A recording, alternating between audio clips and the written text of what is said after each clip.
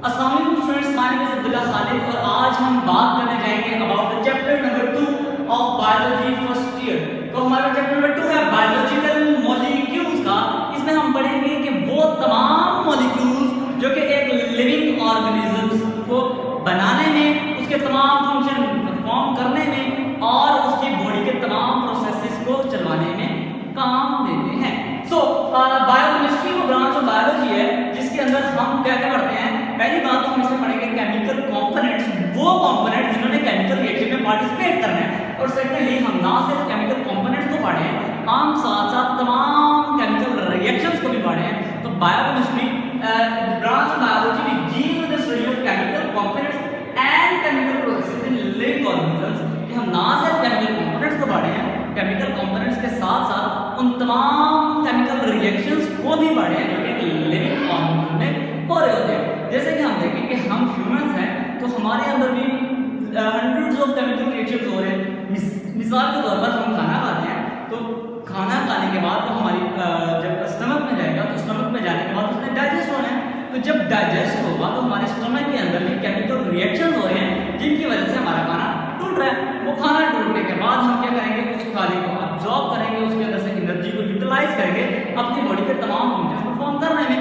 इसके साथ साथ हम देखें तो हमारी बॉडी के तमाम फंक्शंस जो हो रहे हैं उनके अंदर केमिकल रिएक्शंस हो रहे हैं। तो अब बायोकेमिस्ट्री के अंदर हम उन केमिकल कंपोनेंट्स को भी पढ़ेंगे जो कि केमिकल रिएक्शन लेने में पार्टिसिपेट कर रहे हैं। उसके साथ साथ हम तमाम केमिकल रिएक्शन को स्टडी भी करेंगे। अच्छा, तो अब अगर हम बात करें बायोलॉजिकल मॉलिक्यूल्स की, तो हमारे बायोलॉजिकल मॉलिक्यूल्स होते हैं।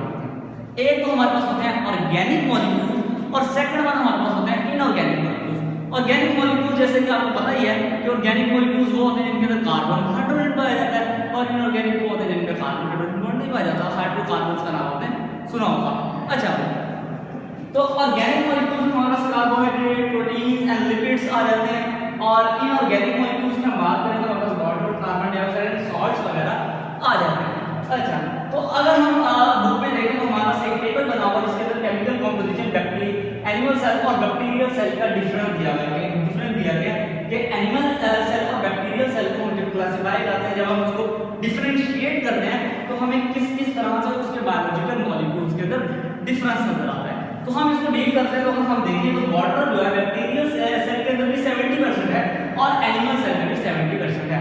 और जैसे कि आपको पता ही है कि वाटर प्राइम इंपॉर्टेंट है तमाम बॉडी फंक्शंस को परफॉर्म करने में। और आपको जैसे पता है कि हमारी बॉडी का वैसे 70% क्या है, वाटर है।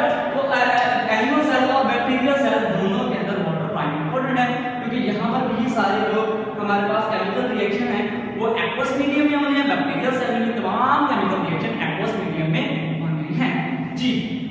उसके बाद हम जब प्रोटीन्स की बात करते हैं तो बैक्टीरिया के अंदर प्रोटीन 15% है while एनिमल्स में 18% है। कार्बोहाइड्रेट को देखें तो कार्बोहाइड्रेट हमारे पास 3% है in the bacterial cell while animal cell में हमारा 4%। इसी तरह लिपिड्स को देखें तो बैक्टीरियल सेल में हमारे पास 2% है while एनिमल सेल में हमारे पास 3% है। तो यहाँ तक अगर हम इसका डिफरेंस निकालें तो वाटर तो सही है लेकिन प्रोटीन, कार्बोहाइड्रेट, लिपिड जो कि हमने कहा था ऑर्गेनिक मॉलिक्यूल्स हैं वो एनिमल सेल में ज्यादा है as compare to the bacterial cell. और इसका तो मेन फंक्शन आपको पता ही है कि एनिमल सेल और बेसिकली एनिमल सेल्स और eukaryotes and bacterial cell and prokaryotes. और डिफरेंस आपको पता ही है प्रोकैरियोट्स और यूकेरियोट्स को क्या होता है कि प्रोकैरियोट्स हैं वो एक सिंपल ऑर्गेनिजम्स हैं। उनके अंदर जो हमारे पास जितनी भी हमारे पास एनवेलप्ड या फिर मेम्ब्रेनस ऑर्गेनेलिज हैं वो नहीं मौजूद, लेकिन हमारे यूकेरियोट्स में तमाम मेम्ब्रेनस ऑर्गेनेलिज मौजूद हैं। यूकेरियोटिक सेल्स में कॉम्प्लेक्स फंक्शन करना है, प्रोकैरियोटिक सेल में कॉम्प्लेक्स फंक्शंस नहीं होने। तो दैट्स व्हाई इसके अंदर हमें ज्यादा प्रोटीन्स, कार्बोहाइड्रेट, लिपिड्स ज्यादा मिलती हैं एनिमल्स में as compare to the bacterial cell जी। बात आगे बढ़ते हैं। लेकिन जब हम डीएनए को देखते हैं तो डीएनए हमारे पास बैक्टीरियल सेल में है 1% while एनिमल सेल में देखें तो हमारे पास है 0.25%। अच्छा, तो क्या ये कहना चाह रहे हैं कि हमारे पास बैक्टीरियल सेल में कम डीएनए ज्यादा डीएनए है compare to the animal? No, इससे मुराद ये है कि हमारे पास the size of eukaryotic cell is very large as compare to the size of the bacterial cell. और ये जब हम बात कर रहे हैं हम एक एनिमल सेल के बारे में बात कर रहे हैं जिसका 70% ये है, 18% ये है, 4% ये है, 3% ये है। तो ये हमने जो रेशियो निकाली है ये हमने निकाली है with respect to the animal cell.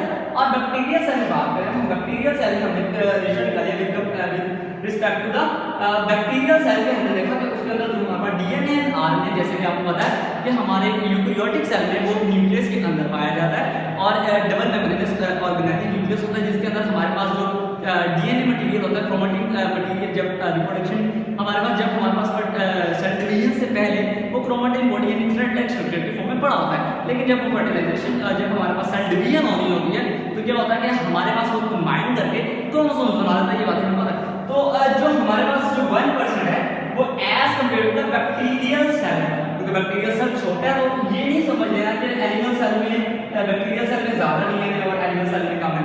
ये रिस्पेक्टिवली बात है कि जब हम बैक्टीरियल सेल को क्लासिफाई करें तो उसके अंदर डीएनए ज्यादा है, डीएनए ज्यादा विद रिस्पेक्ट टू इट्स, लेकिन एनिमल सेल का जो परसेंटेज है वो with respect to that cell है, क्योंकि वो लार्ज है वो स्मॉल है। इसी तरह जब हम आरएनए को देखें तो वो हमारे पास 6% है in the bacterial cell, while 1.1% है इन द एनिमल सेल।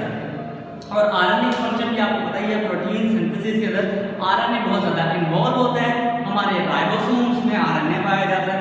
उसी तरह तो हमारी जितनी भी प्रोटीन सिंथेसिस होती है उसके अंदर आरएनए बहुत ज्यादा इन्वॉल्व होता है जी। तो उसके बाद अगर हम देखें तो ऑर्गेनिक और अदर जो इनऑर्गेनिक मॉलिक्यूल्स पाए जाएंगे वो बैक्टीरियल में भी सेम होंगे और एनिमल्स में भी सेम होंगे, जितने सॉल्ट्स वगैरह और जितने भी हमारे पास आयंस वगैरह पाए जाएंगे वो भी 1% in the bacterial cell as 1% in the animal cell, दोनों में हमारे पास रेशियो सेम होगी। तो ये तमाम आपने जितनी भी हमने रेशियोज पढ़ी है ये आपने फॉर द एमसीक्यूज प्रिपेयर करनी है जी। अपनी बात को आगे बढ़ाएंगे तो हम देखते हैं कि जैसे हमने पहले भी बात की कि हमारे लिविंग ऑर्गेनिज्म में बहुत से फंक्शन परफॉर्म कर रहे होते हैं, और क्योंकि आपने देखा कि अब हमने खाना भी प्रिपेयर करना है, हमने नर्वस कोऑर्डिनेशन भी करनी है, हमने अपनी क्या कहते हैं जितना हमने खाना खाने के बाद जो हमारे पास एक्सक्रीशन भी करनी है, तो हमारे पास इतने ज़्यादा फंक्शन हैं और उन फंक्शंस को परफॉर्म करने के लिए हमने केमिकल रिएक्शंस का सहारा लेना होता है, और अगर केमिकल रिएक्शंस ना हो तो हम जिंदा नहीं रह सकते। ठीक है, तो अगर एक क्या कहते हैं हमारे केमिकल जो रिएक्शंस है वो नॉर्मली परफॉर्म करते रहेंगे तो हम एक नॉर्मल जिंदगी गुजारेंगे, और अगर किसी भी वजह से हमारे केमिकल रिएक्शंस सही तरह से परफॉर्म नहीं हो पाते तो क्या होगा, हमें या तो बीमारियां हो जाएंगी या तो हम क्या होंगे, सिंपली डेथ हो जाएगी। तो जब हम बात करें जितने भी हमारे केमिकल एक्टिविटीज हमारी बॉडी में पार्टिसिपेट कर रही हैं वो होती है उनको मेटाबॉलिज्म का नाम देते हैं। तो all chemical activities taking place in an organism is collectively called metabolism, यानी कि जितने भी केमिकल रिएक्शन हमारी बॉडी में हो रहे होते हैं उनको हम कलेक्टिवली मेटाबॉलिज्म का नाम दे देते हैं कि हमारे पास। और मेटाबॉलिज्म की अगर बात की जाए तो metabolism is primarily important for the survival of an organism, कि अगर मेटाबॉलिज्म नहीं होता तो एक ऑर्गेनिज्म सर्वाइव ही नहीं कर सकता था। और सर्वाइव कब करेगा, मेटाबॉलिज्म तब होगा जब हमारे पास केमिकल कंपोनेंट्स मौजूद होंगे। और अगर हमारे पास जो लाइफ है वो किस पे डिपेंड कर रही होगी, वो availability of the chemical components पे कर रही होगी कि वो कंपोनेंट जिन्होंने पार्टिसिपेट करके एक केमिकल रिएक्शन करवाना है।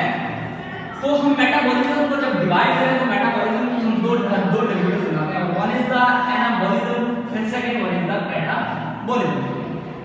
अब एनाबॉलिज्म कौन सा है प्रोसेस है और कैटाबॉलिज्म कौन सा प्रोसेस है। शॉर्ट क्वेश्चन बहुत पूछा जाता है कि what is the difference between anabolism and catabolism. तो बात करते हैं एनाबॉलिज्म, तो इसकी एग्जांपल के साथ पहले हम एग्जांपल डील करेंगे, उसके बाद हम डील करते हैं एनाबॉलिज्म क्या होता है। जैसे कि आपने फोटोसिंथेसिस करना सुना, तो फोटोसिंथेसिस में हम क्या करते हैं, हम क्या करते हैं सिंपली कार्बन डाइऑक्साइड और वाटर को सनलाइट और क्लोरोफिल की मौजूदगी में मिलाते हैं और एक ग्लूकोज का मॉलिक्यूल बना देते हैं, इसके साथ हमारी oxygen as a by product निकलती है। ठीक है, अब यहाँ पर कार्बन डाइऑक्साइड और वाटर हमारे पास सिंपल सब्सटेंस है, हमने इन दोनों को जोड़ने के बाद एक ग्लूकोज जो कि एक कॉम्प्लेक्स सब्सटेंस है वो बना दिया। तो हमने किया क्या, हमने सिंपल सब्सटेंसेस को पकड़ा, उनको जोड़ा और एक कॉम्प्लेक्स सब्सटेंस बना दिया। तो इस प्रोसेस को जिसके अंदर हम सिंपल सब्सटेंसेस को पकड़े, जोड़ने के बाद एक कॉम्प्लेक्स सब्सटेंस बना दें, उसको हम नाम देते हैं एनाबॉलिज्म का। The process in which simple substances are combined to form complex substances is called anabolism. वो प्रोसेस जिसके अंदर हम सिंपल सब्सटेंसेस को कंबाइन करें और कंबाइन करने के बाद एक कॉम्प्लेक्स सब्सटेंस बना दें, इसको हम क्या नाम देंगे, एनाबॉलिज्म। सेकंड बात कि जितने भी एनाबॉलिक प्रोसेस होते हैं इनको एनर्जी नीड होती है, क्या होती है, नीड होती है, इनको एनर्जी रिक्वायर होती है। जैसे कि मैंने एग्जांपल दी थी फोटोसिंथेसिस की, तो मैंने भी कहा था कि फोटोसिंथेसिस के अंदर कार्बन डाइऑक्साइड और वाटर मिलेंगे और ग्लूकोज बनाएंगे, लेकिन किसकी मौजूदगी में? सनलाइट और क्लोरोफिल की। तो sunlight is basically providing energy to this stage. तो जब भी एक एनाबॉलिक प्रोसेस होगा तो आप क्या करेंगे? एनर्जी प्रोवाइड करेंगे, ठीक है। तो आपको एनाबॉलिक प्रोसेस के अंदर एनर्जी रिक्वायर होगी, ठीक है। इसके बरक्स हम बात करेंगे अबाउट द कैटाबॉलिज्म। तो कैटाबॉलिज्म की पहले हम डेफिनेशन उसकी एग्जांपल डील करेंगे, फिर हम डील करते हैं कैटाबॉलिज्म। जैसे कि रेस्पिरेशन। अब रेस्पिरेशन क्या होता है? Respiration is the reverse of the photosynthesis. जैसे कि हमने जो अपनी फोटोसिंथेसिस थी उसमें हमने कार्बन डाइऑक्साइड और वाटर को मिलाया और ग्लूकोज बना दिया, इसी तरह हम रेस्पिरेशन में क्या करेंगे? ग्लूकोज को पकड़ेंगे, तोड़ने के बाद कार्बन डाइऑक्साइड और वाटर बना देंगे, ठीक है। क्या करेंगे? रेस्पिरेशन में ग्लूकोज को पकड़ेंगे, तोड़ने के बाद कार्बन डाइऑक्साइड और वाटर बना देंगे। तो वो प्रोसेस जिसके अंदर हम एक complex substance that is glucose को ब्रेक करेंगे, ब्रेक करने के बाद सिंपल सब्सटेंसेस वाटर और कार्बन डाइऑक्साइड बना देंगे, तो that process is known as catabolism. The process in which complex substances are broken into simple substances is called catabolism. तो वो प्रोसेस है जिसके अंदर हम एक कॉम्प्लेक्स सब्सटेंस को ब्रेक करने के बाद सिंपल सब्सटेंसेस बना देंगे, तो उसको हम कैटाबॉलिज्म का नाम देंगे। सो एनाबॉलिक प्रोसेस में एनर्जी क्या थी? रिक्वायर थी, ठीक है। लेकिन जब हम किसी चीज को तोड़ेंगे, एक कॉम्प्लेक्स सब्सटेंस को तोड़ेंगे, तो हमारे पास क्या होगा? एनर्जी रिलीज होगी। तो the biggest difference between anabolism and catabolism is that anabolism में एनर्जी में रिक्वायर होती है और कैटाबॉलिज्म में हमारी एनर्जी रिलीज होती है। कैटाबॉलिज्म में हमारी एनर्जी रिलीज होती है। सो इसके अंदर हम एनर्जी रिक्वायर्ड थी और उसमें एनर्जी क्या कहते हैं? रिलीज होगी। सो तमाम बॉडी के फंक्शंस तब ही सही तरीके से परफॉर्म होंगे जब उसके अंदर मौजूद तमाम केमिकल रिएक्शन नॉर्मली अपने रेट में हो रहे होंगे। और अगर कोई भी हमारे पास प्रॉब्लम आ जाती है जिस तरह से हमारे पास केमिकल रिएक्शन सही तरीके से परफॉर्म नहीं हो पाते, तो क्या होगा? एक ऑर्गेनिज्म सर्वाइव ही नहीं कर पाएगा। Thanks a lot. आप उम्मीद है आपको टॉपिक समझ आया होगा। मिलते हैं नेक्स्ट लेक्चर में। अल्लाह हाफ़िज़।